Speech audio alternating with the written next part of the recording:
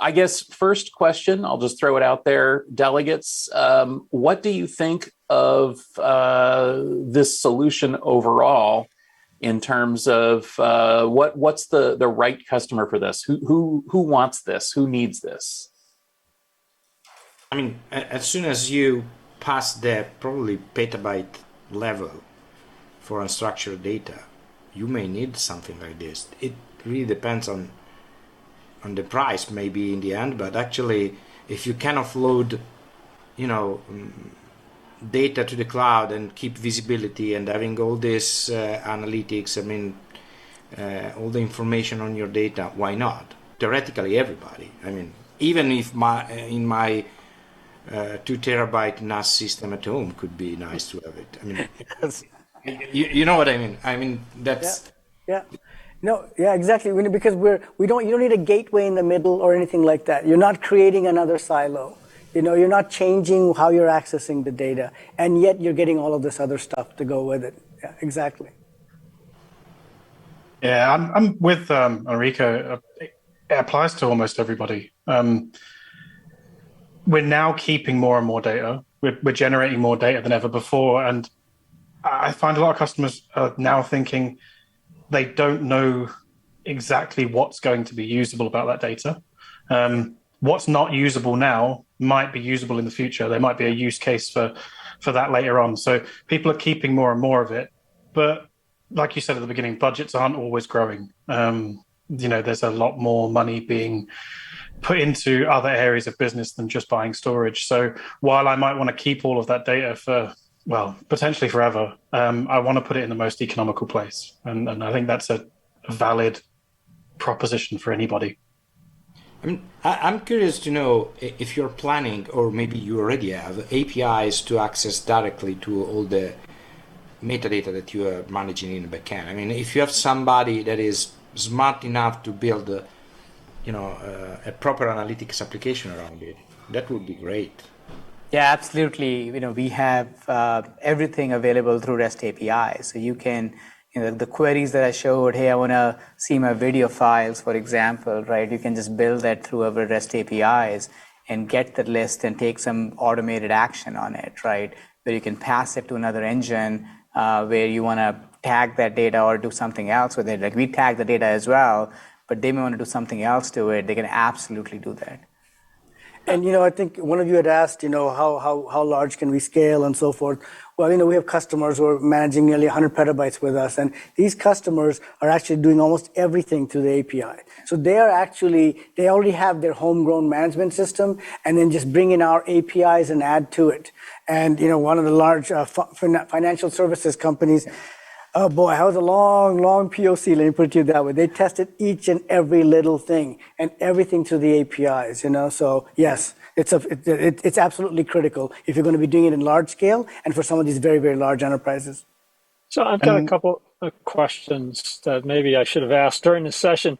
One is, what about snapshots and those sorts of things that are sitting on the NASs? I mean, those aren't the original files per se, but there's data there that might be of use. Is that moved as well?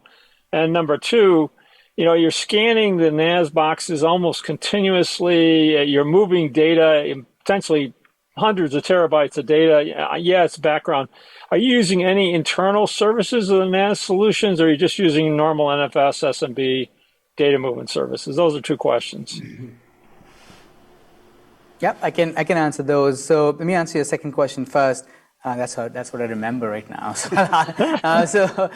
I think yes, we do have written some optimized protocol access based upon the need, right? Where I think what we have seen from our customers is they do want to move this data fast, but as you mentioned, right, there shouldn't be any impact to the file system itself. So the first principle is we got to have adaptive throttling in place where we are able to adapt based upon their performance of the storage, right? And we do that. You could also set the throttling in Komprise as well if you want us to slow down further, right? So that's kind of the one piece of it. So we don't impact the hot data at all, your storage platforms at all, right? The second piece is, we have written some custom protocol optimization as we are transferring the data.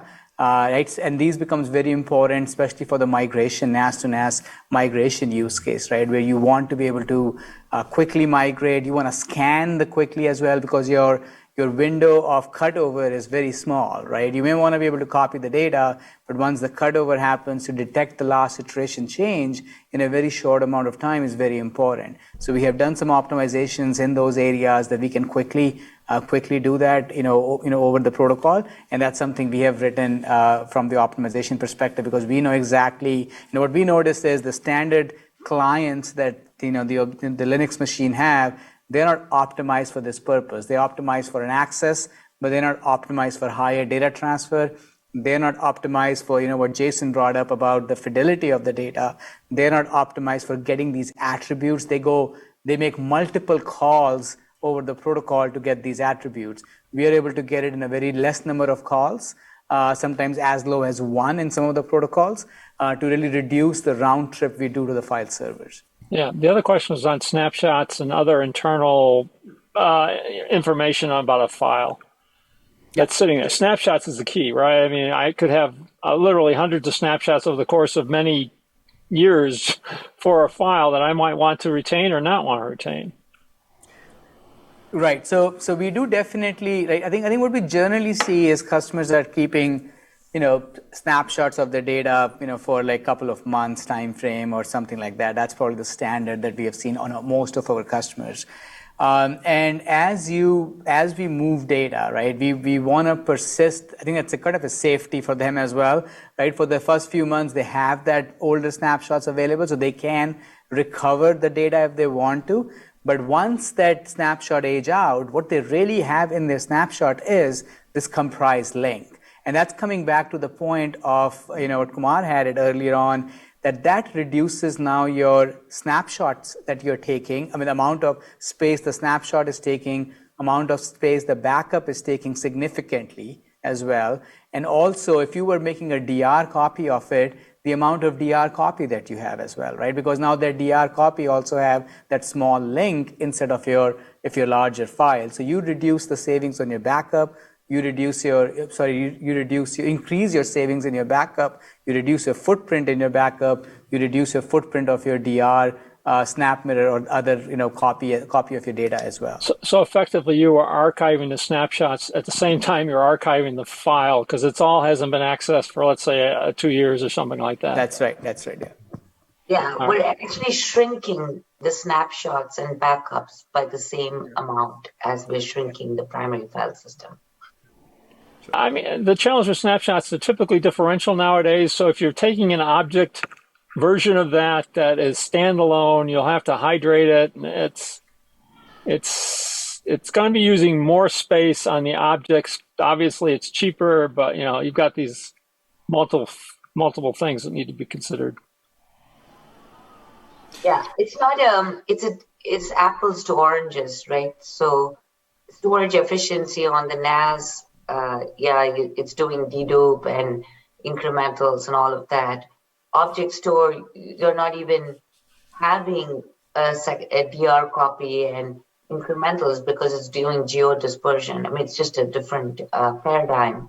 And we leverage efficiencies on all paradigms. We're just right placing the data at the right time. I just want to make one point on the data transfer.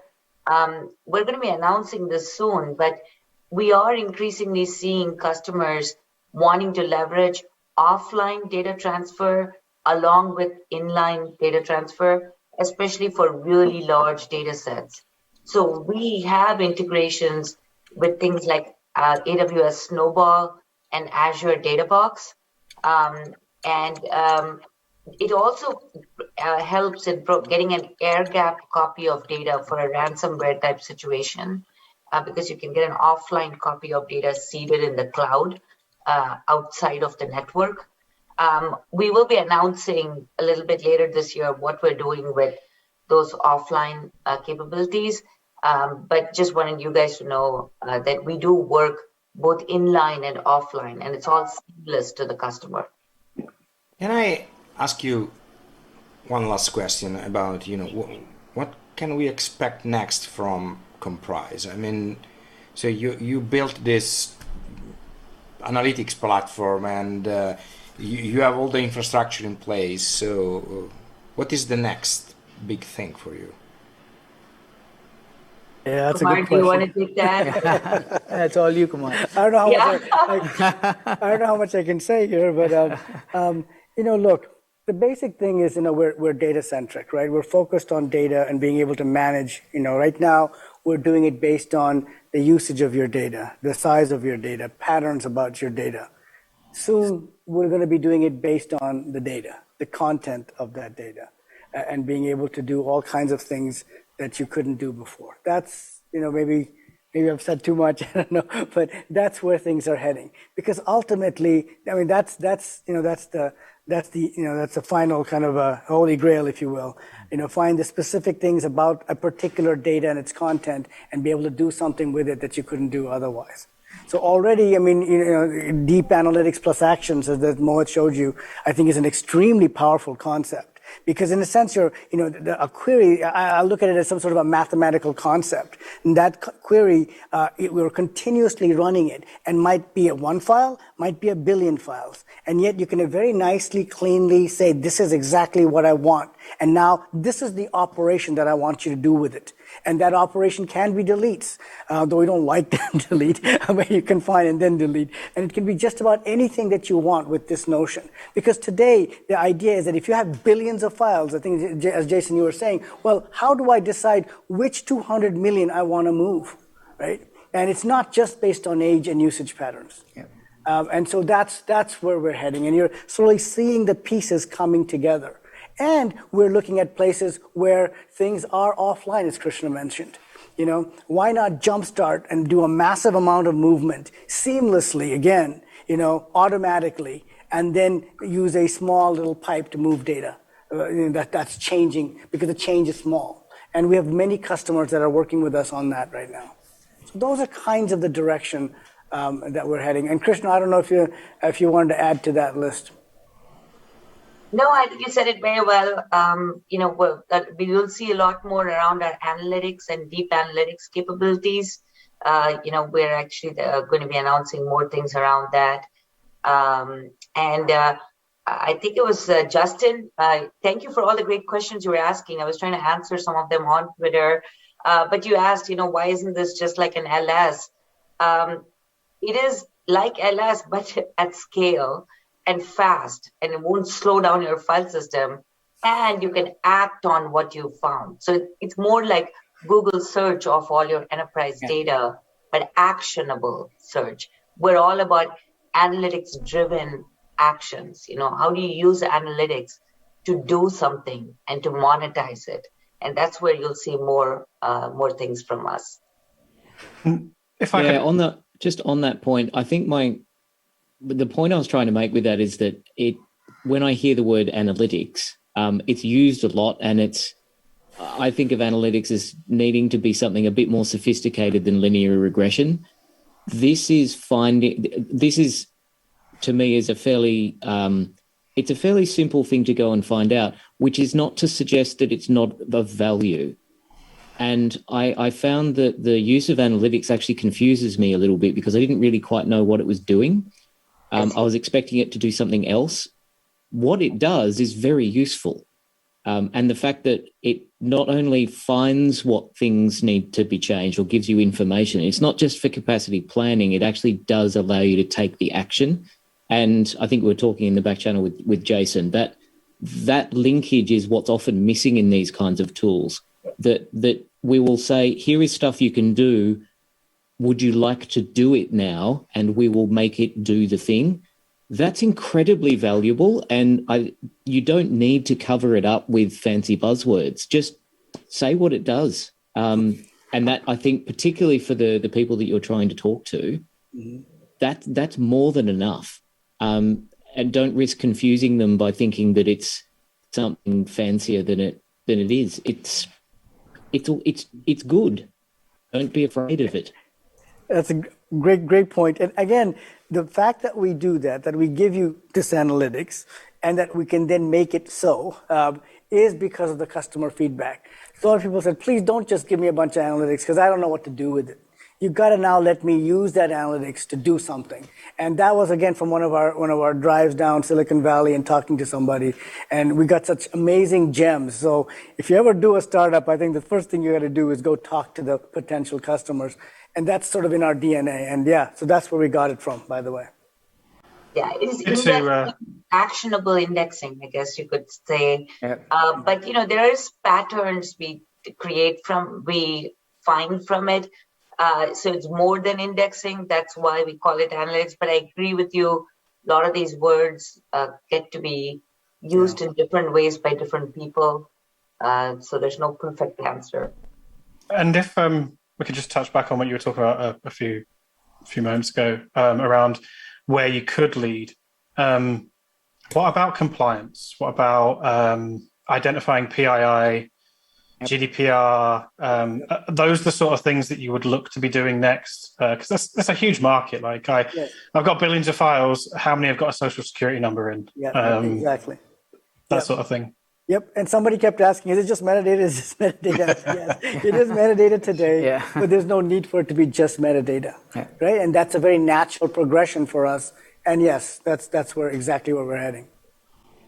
So another point that occurs to me is that Komprise seems very much like a company that is designed to appeal to some of the biggest companies out there, and frankly, some of these companies are a little bit like dinosaurs. Are you guys really focused on feeding the dinosaurs, or how does this move into the future of IT? I mean, or is it more in the lines of addressing the market that is there now? Yeah, Stephen, it's interesting, right? Data growth is everywhere. I like what Enrico said. You can use it on a 2 terabyte drive. And, yes, enterprises have this need. And yes, enterprises have to innovate without disruption. But it is not a unique need just in the enterprise. Any data-intensive organization has the same need. I mean, some of our customers are, county governments that have courthouse and sheriff's office records, and all the body cam videos are hitting petabyte scale, and they have to manage it. Some of our customers are universities, right? And they're very cost constrained, and they have IT departments that have to manage everything, not just storage, and they need a simple way to adopt the cloud. So we definitely go down market. We have focused on customers with 250 terabytes of data and up, just because there's so many of those customers out there. We could go lower than that, but we just have to aim somewhere, and that's where we've aimed. But data is growing at such a staggering rate. I was talking to an ambulance company 2 days ago that has 6 petabytes of data. I mean, it's just shocking to me, but that's just the way the world is right now. So given that, what does a typical Komprise customer look like? A typical Komprise customer has, I'd say that the minimum is about 250 terabytes of unstructured data, but our average customers are at least a few petabytes of unstructured data. And most of them are doing hybrid cloud today. They are trying to get data to the cloud, or they already have some data in the cloud and they're trying to grow it. And increasingly, they're wanting to manage their data lifecycle in the cloud. So this problem of data lifecycle management is not unique to just on-premise. I mean, to your question, is it only relevant for legacy data? No, we don't think so. In the cloud now, Amazon now has 16 tiers of storage right now for file and object data. So this problem is exploding in the cloud also. And most of our customers use us not only for hybrid data going from on-prem to cloud, but they also use us for data in the cloud, because they have the exact same issue in the cloud. In fact, it's worse in the cloud than it was on-prem, because they're paying by the hour for what they're using. So the bills rack up really fast. And by the same token, the savings are very immediate. They don't have to wait 3 years to see the results because they have sunk costs. They have no sunk costs in the cloud. So we're actually seeing an acceleration of our momentum in the cloud. It brings up a question. As you archive data from the data center sites to the cloud, the automatic dynamic link is great, and that's all wonderful in sight. But if I want to access that data sitting in the cloud, how do I know where it's at and what its tag name is, a URL to that bucket or a slash object? Is that somehow available to me as a client or a customer? Yeah, I think, Mohit, you could probably answer this. I think you showed in the demo, you directly go to an S3 browser, you can see it, or you can see it through Komprise, but I'll let Mohit answer. Yeah, I think it's all available. You can figure out from, hey, if my file is in share A, and again, right, they can get the location of the bucket through APIs or other way, and it's the same path, right? So if you had a directory structure within your share, we have used the same prefix on the object store, so they don't have to kind of There's figure no guessing involved. just right? one mapping. It's just one mapping. They need to get through our APIs. This share has moved it to this target, so now I can go get it. All right, I got you. Okay, so yes, that's really the trade-off of not being able to do things like block level dedupe, because you're really offering, this is my file, it's just in another place. So I don't touch it, I don't play with it. Yeah. Obviously, which means you can't do dedupe in that context. Compression can work because it's just a same thing in the throughput in the stream. But that's the trade-off. It's like I don't get dedupe, but I get total transparency of one architecture is transposable to another technology. Yep. Yeah, and I would state it slightly differently. We are not focused on storage efficiency, but we don't stop you from leveraging the efficiency of every storage that your data is on. So if you move it to a destination that does dedupe, we will leverage that dedupe. It's just that we don't do the dedupe because we are preserving native format for your data in every place. Oh yeah, that makes perfect sense.